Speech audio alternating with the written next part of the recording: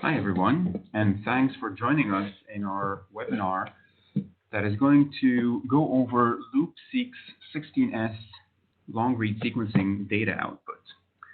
So the purpose of this webinar is for you to familiarize yourself with all the different output files that are part of the standard output from the pipeline, the data analysis pipeline of the LoopSeq 16S long-read sequencing product. So just as a reminder, 16S long-read sequencing from Loop Genomics enables V1 to V9 full-length long-read sequencing of 16S molecules and 18S molecules going down to species and strain level.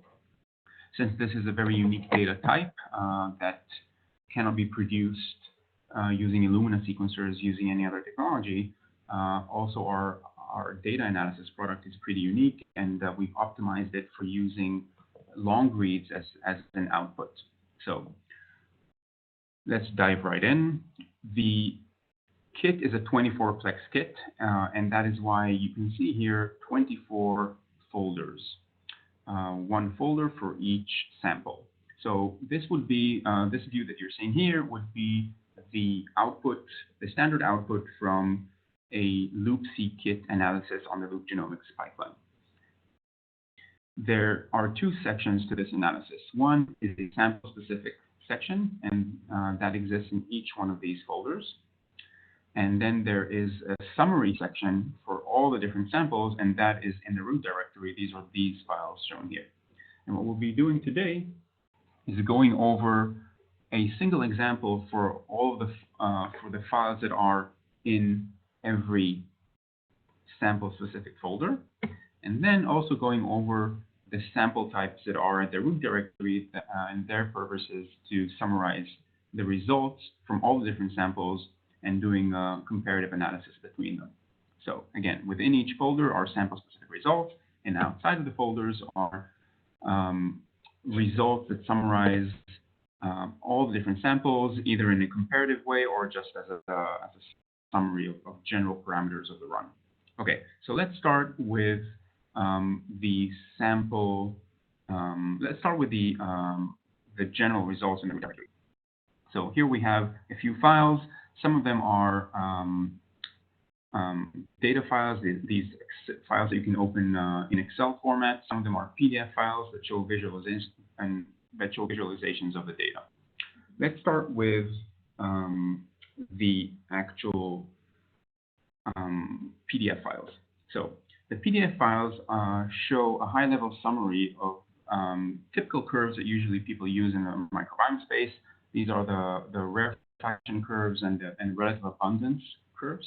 So this, for example, is the rarefaction curve.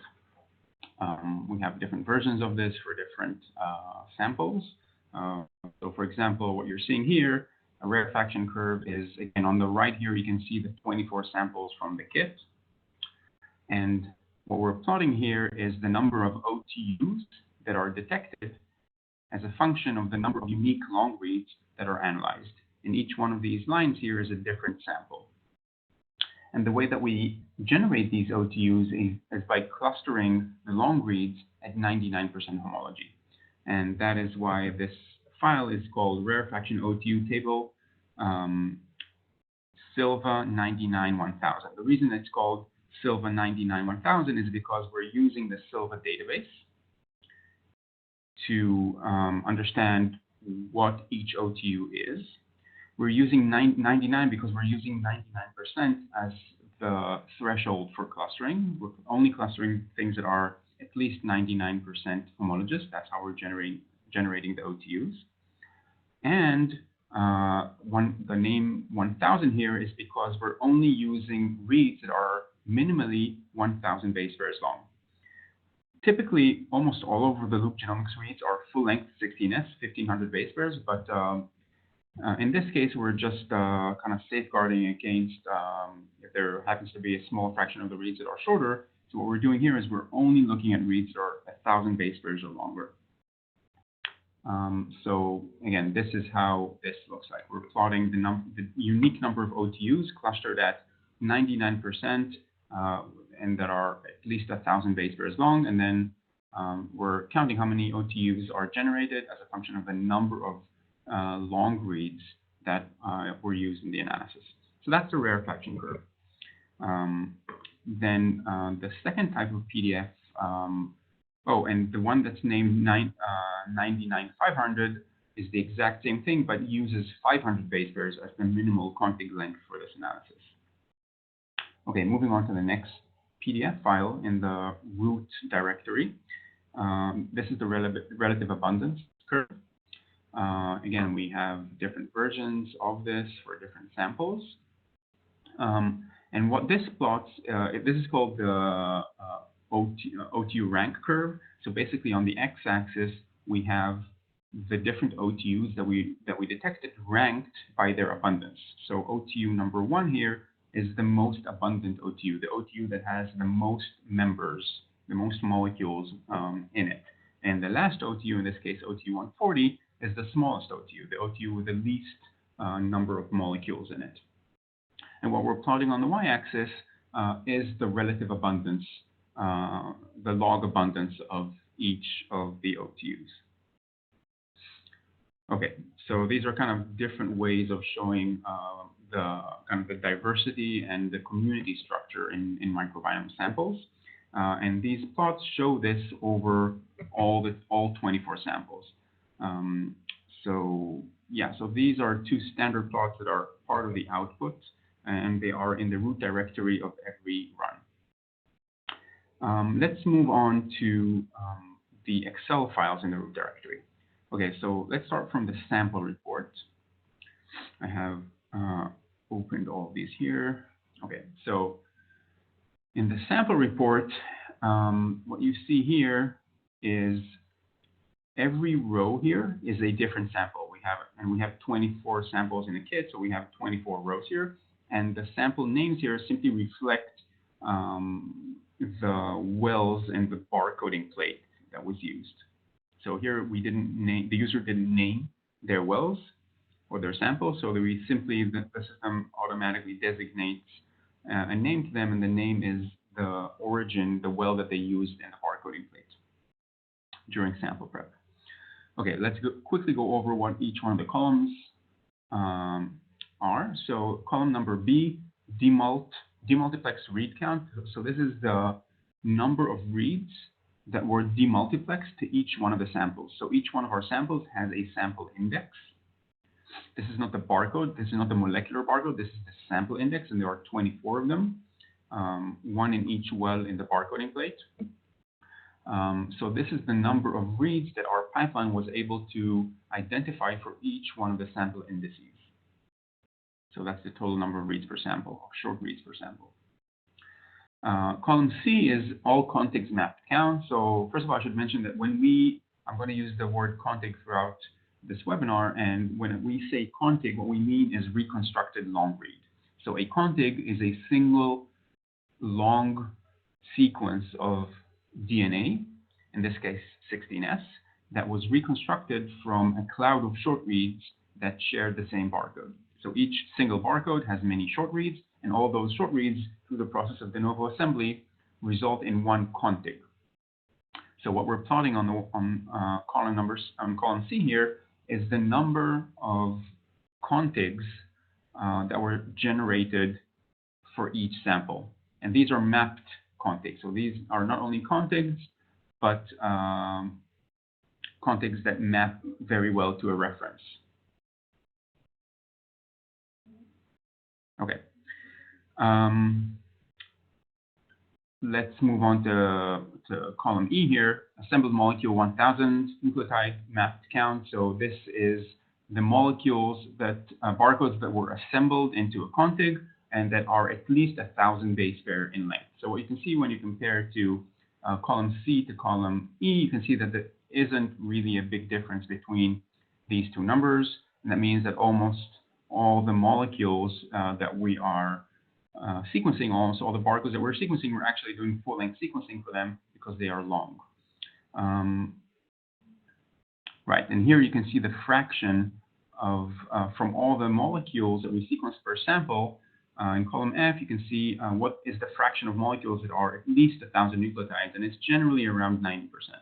So that means that generally about 90% of the molecules in your sample will probably be full-length 16S molecules. Okay, so that's the sample report in the root directory. It's just kind of a general overview of all of your samples, how many short reads they received, and how many long reads we were able to reconstruct from them, and what fraction of the long reads are actually long. Great. So that was the sample report in the root directory. So we've already gone over the sample report and all the PDF files. What's left in the root directory are basically two types of files. One is the Excel file describing the OTU results, the OTU clustering results, and one is the all taxonomy file called all taxonomy, and this is a file that summarizes the classification across all samples. So generally speaking, in 16S-based sequencing of microbiomes, there are two approaches for mapping the community structure. One is a reference-based approach, and in that approach, every molecule is mapped to a reference database, and the community structure or the relative abundance is calculated by mapping molecules to a reference. And that type of analysis is summarized in our data in this file called the all taxonomy file that we will explore in just a second. A second approach in microbiome community sequencing is a reference-free approach, and that is generally done with OTUs. So OTUs are, they stand for operational taxonomy units. So this is a reference-free approach in which we don't assume anything about the sequences, and we don't assume that their sequence exists in any database. Instead, what we do is we cluster all of the molecules, in our case, full-length 16S molecules, by sequence homology. And we cluster them, and molecules can be sequenced according to different levels of homology. You can sequence them at 90% homology, 95, 97, 99. In loop sequencing, since the error rate is so low, it makes sense to cluster the molecules at 99% homology. So for all the molecules in the sample, we cluster them against each other, and we generate operational taxonomy units at 99% homology. That means that within each OTU, molecules are similar or homologous at least 99%. Okay, so these are the two approaches in microbiome sequencing: reference-based classification summarized in the all taxonomy file, and reference-free based sequencing, and that is summarized in the OTU table. Okay, so let's go into the OTU table and see what that looks like. Right, let's open this one here. Great, so what you can see here is the different rows here are the different OTUs, and these are their names. And each column here represents a different sample. So there are 24 columns, and these are the 24 samples. And column B, this is the OTUs, and the OTU names are taken from the Silva databases. Okay, so what this file enables you to do is to perform a comparative analysis between different samples. So for example, if we go to sample number D3, and let's say that we sort by from largest to smallest, then you can see the community structure in a reference-free approach for sample D3. You can see this OTU here is the most abundant with 11,000 long reads, and then this second most abundant OTU with 380 long reads. And you can see that sample D3 is very similar to sample G1 and sample A2, because in all of them, it looks like the most abundant OTU is the same OTU.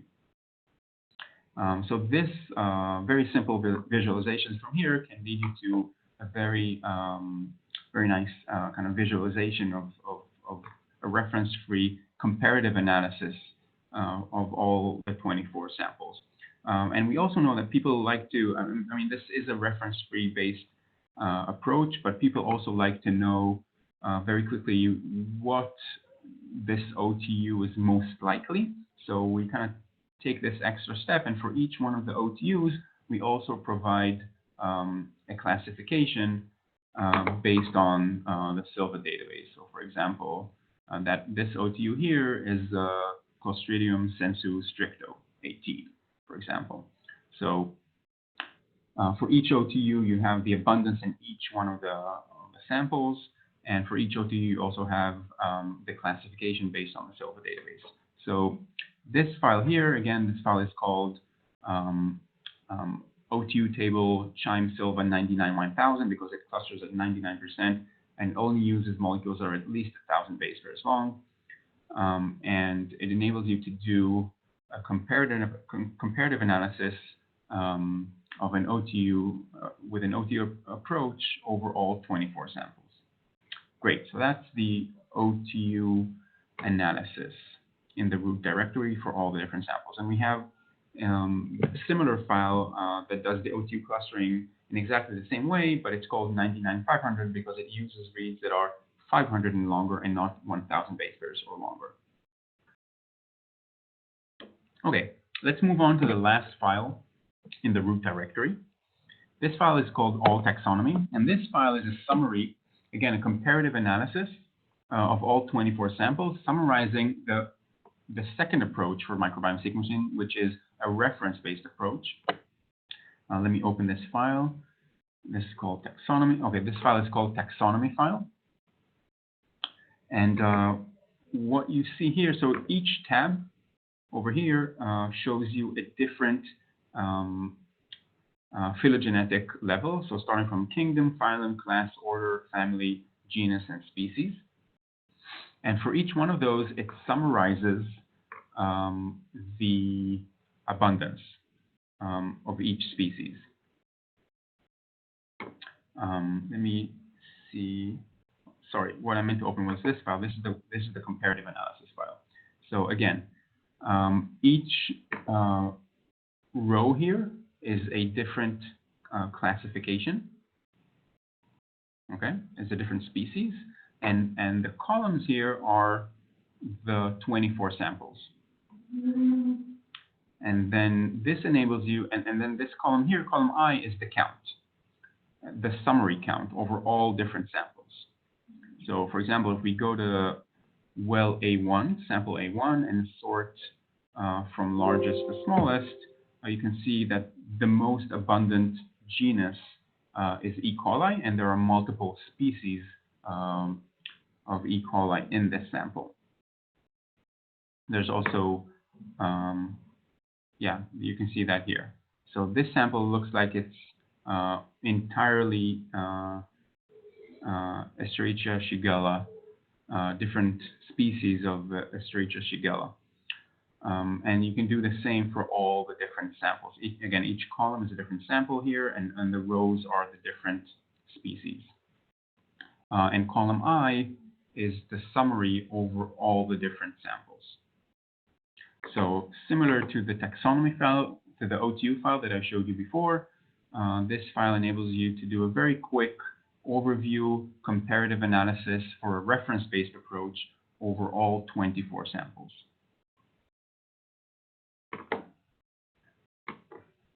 Great. So we've gone over all the files in the root directory. These are files that summarize results from all 24 samples. We had the PDF visualizations of the diversity of the sample using a relative abundance or rarefaction curves. We had the sample report that told us how many short reads and long reads we have for each sample. And then we have the OTU comparative analysis file that gives us a comparative analysis of all 24 samples using a reference-free approach, and the all taxonomy file that enables us to do a comparative analysis over all 24 samples for a reference-based approach. So those are all the files. That's all you need to know in the root directory. Now let's go into one of the samples and go over the files that are within each sample. Each sample will have 7 files, and they are the exact same 7 files for all the different samples. And what we'll do now is we'll go one by one over these files and see what they are. Okay, So let's start with the PDF files, the classification charts. This is pretty self-explanatory. The classification charts are just a pie chart that summarize the classification and quantification of the sample by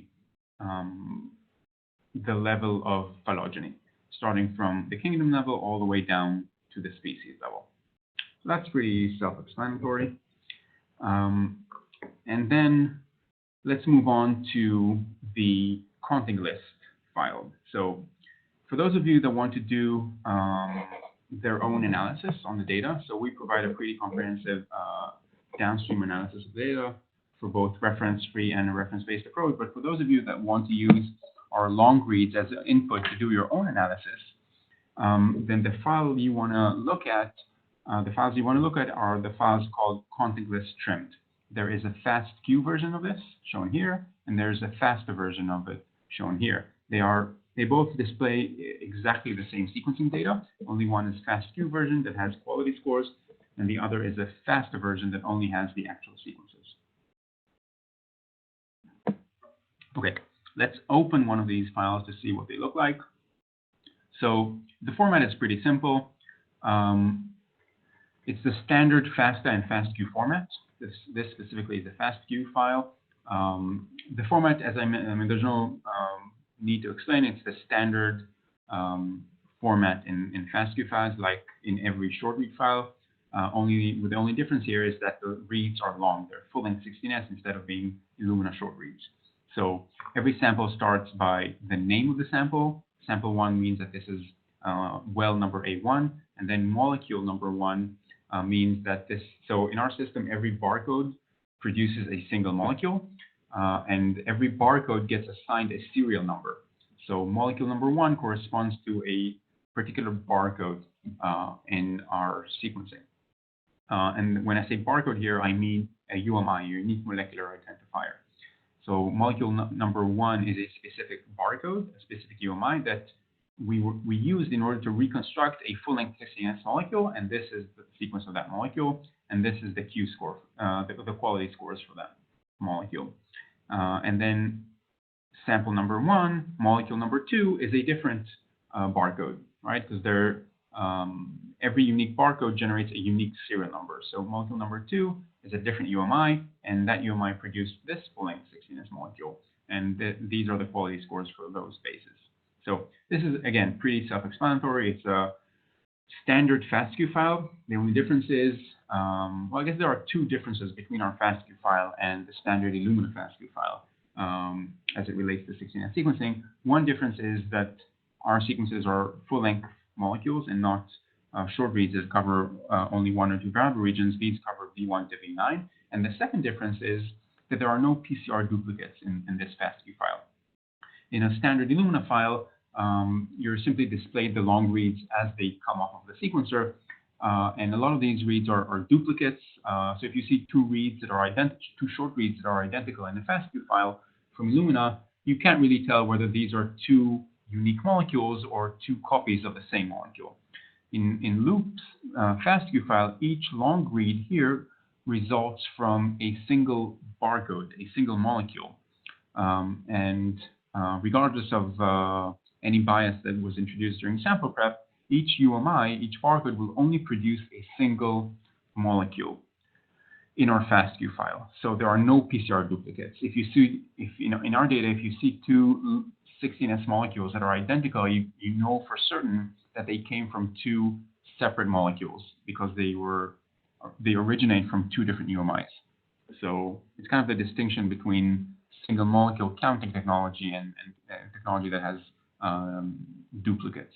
So each read here is an actual UMI and corresponds to an actually unique molecule from the original sample. Okay, so that is the config list file. That's the data file with the sequences. If you want to do your own analysis, these are the files that you should use as input into your pipeline. And if your pipeline knows how to accept FASTQ files, it should be able to process this file. Okay, moving on to the last three files. One file is called the sample report. And this is very similar to the sample report file that I showed you before, only it's specific to this sample and not to all the samples. So it's basically like this file, only it only shows one of the samples. So it's really just kind of redundant. If you've already seen the sample report in the root directory, you don't need this. The two last files that I want to mention, one is called the statstrim file and one is called the taxonomy file. Let's start with the statstrim file. This is actually a very important file. What this file here shows, this file is sample specific again. We're in the sample specific folder, so each one of your samples produces one of these files. Each row in this file represents a single UMI, a single barcode. And that barcode had a read cloud. What I mean by read cloud is a collection of short reads that share the same barcode. And we use that read cloud in order to reconstruct a full-length 16S molecule from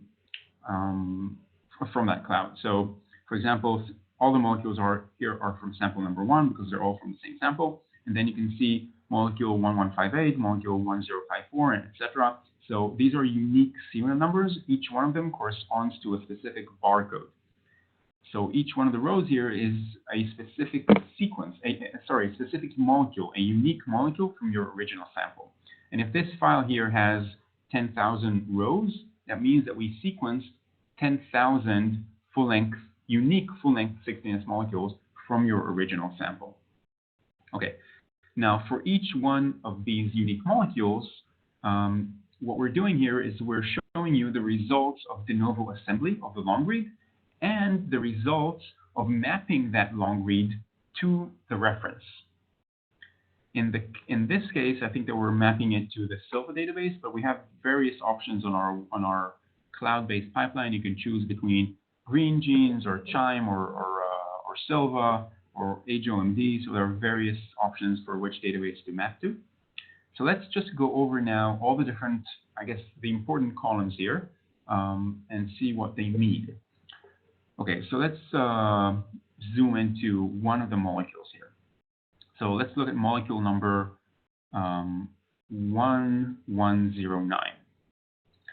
In column B, what we're seeing is the length of the molecule that we were able to reconstruct. And that's what we call Contig-1 length. So for molecule 1109, we were able to reconstruct a 16S sequence that is 1,506 base pairs long. When we map this long read to the Silva database, we get a ref ID that's shown here. So if you want to look up that molecule in the Silva database, you can easily do that by looking up this accession number. It also gives you the gene name from Silva and the length of the reference in the Silva database. So the Silva database has full-length 16S references. So you can see that the reference length is 1542, and we also provide you in columns G and H the coordinates on the reference that our long read covered. So in this specific reference, we covered our long read covers the reference from base pair number 7 to base pair number 1507. Column H is percent reference covered. So here we calculate what fraction of the reference is covered by our long read. In this case, we can see that 97.2, let me make this, maybe I should make this larger. So in this case, you can see that 97.2% of the reference is covered by our long read. And generally speaking, what this means, the reason that this is not 100% is because different references in the database use different primers to prime on the constant regions that span V1, V9. But generally speaking, whenever you see a config that's longer than 1,400 base pairs or 1,450 base pairs, it's most likely that we're actually covering, and our pipeline tells you that we're covering, say, 97 or 98% of the reference. Most likely, we are covering all 9 variable regions, and the reason that it's not 100% is because there's some regions at the termini of the molecule, some constant regions that are actually not used for classification that we're not covering. Okay. Okay, so we went over the fact that each row here is a single molecule, a UMI from your original sample. This is the length that we're able to reconstruct. This is the ref ID. This is the gene name, the length of the molecule in the reference that we map to, the best reference that we could find in the Silva database that we map to, the coordinates in that reference that our long read maps to, and what fraction of the reference it covers. The next few columns are the taxonomy as taken from the Silva database. So, for example, this specific molecule looks like it's Escherichia shigella with a very specific species that has the name that's written here. And our support for that is shown, our support for that classification is shown in the following columns. So column L is called a percent contig 1 match. What this means is what percentage of our contig maps highly accurately to the reference. So remember that we told you that our long read maps to the reference at these positions, in these coordinates. So the question is, what fraction of our reference maps at those coordinates? So the answer is here, 99.6% of our reference maps to the reference, of our contig maps to the reference.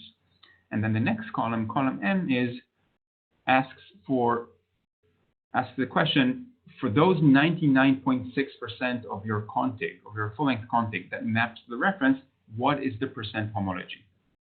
And for this specific molecule, the answer is 100%. So just to make this example kind of more concrete, this specific molecule, molecule number 1109, had a length of 1,506 base pairs. Out of those 1,506 base pairs, 99.6 mapped to the reference. And of those 99.6% of the 1,500 base pairs that mapped to the reference, they mapped at 100% identity. That means that there wasn't even a single mismatch along the 99.6% length of those 1,506 base pairs. So if you do the math, it's 1,506 multiplied by 99.6%, and then that's the number of base pairs that map to the reference at 100% homology. And for those of you that are familiar with 16S sequencing, that is extremely high. That means that essentially the entire full-length molecule, all 9 variable regions, map to the reference with 100% homology, which makes our taxonomy call extremely accurate. Okay, so I think we went over the important parts of the stats file. Just as a summary, the stats file is a molecule-by-molecule summary of the assembly from short reads to long reads, and of the mapping results of those long reads to the reference. Each row represents the results from assembling a single molecule and a single barcode. It tells you what length we were able to seek to reconstruct and what the mapping results for that molecule were using a specific database that you chose. It tells you both what the taxonomy is and what the quality of the alignment is for that taxonomy as support that taxonomy is actually true. And like you see here, the numbers are almost always very, very close to 100% over reads that are full length. And the reason for that is because the error rate in loop sequencing is extremely low due to how the redundancy in the short reads that we use in order to generate the long reads. That means that for every position in the long read, we have multiple short reads that cover it, and that reduces our error rate considerably. Okay, so that was the summary of the taxonomy file. Taxonomy file, again, is a molecule-by-molecule or barcode-by-barcode description of the results of de novo assembly and the mapping of the resulting long reads to the reference database. That was the stats trim file. And then the last file that I want to mention is the taxonomy file. What the taxonomy file is essentially a summary of the stats file that I just showed you. So the taxonomy file it summarizes or sums up each of the taxonomies over the entire stats file. So it sums up all the different molecules and their taxonomies and shows you both the count of the molecules and the relative abundance of each species. So for example, for this specific sample, the most abundant species is, again, E. coli, and this is the number of molecules that we found for E. coli, and this is the relative abundance, 67.3%. So this is simply a sample-specific summary of the classification-based analysis of the sample. And if you remember, in the root directory, we had a file that was called all taxonomy. This file is called taxonomy file. In the root directory, we had a file that was called all taxonomy, and it basically aggregated all this information from all the different samples into a single file to enable a comparative analysis of the reference-based approach. So the taxonomy file that I just showed you that's within each sample folder is simply the results from this specific sample. And the all taxonomy file in the root directory is a summary of the aggregation of the taxonomy file from all the different samples into a single file to enable comparative analysis. Okay, so we just went over all the different files that are within each sample folder. Two of them were pie charts that summarize the classification and quantification. Two of them were FASTQ and FASTA file that actually show you the long-read sequencing file results for you to do your own analysis.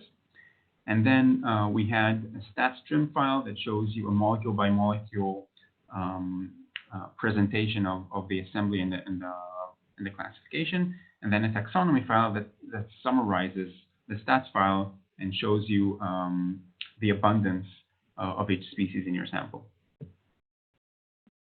Okay, and then all the rest of the folders, all the rest of the samples include the same exact files. Okay, so we're really close to the end. I only want to include just a summary of what we talked about. The output from a Loop Genomics 16S pipeline run includes sample-specific folders that have results that are specific to that folder that we just went through. And it has a root directory that includes files that look at summarizing results from all the samples and aggregate them into files that enable a comparative analysis between the different 24 samples. There's the all taxonomy file, which is a summary of the reference-based classification over all 24 samples. There's the OTU table file that is a summary, a comparative analysis of the reference-free approach over all 24 samples. Then there are the rarefaction and relative abundance plots, also enable comparative analysis between all 24 samples. And then the sample report that gives you high-level statistics about how many short reads were generated for each sample and how many long reads were generated for each sample.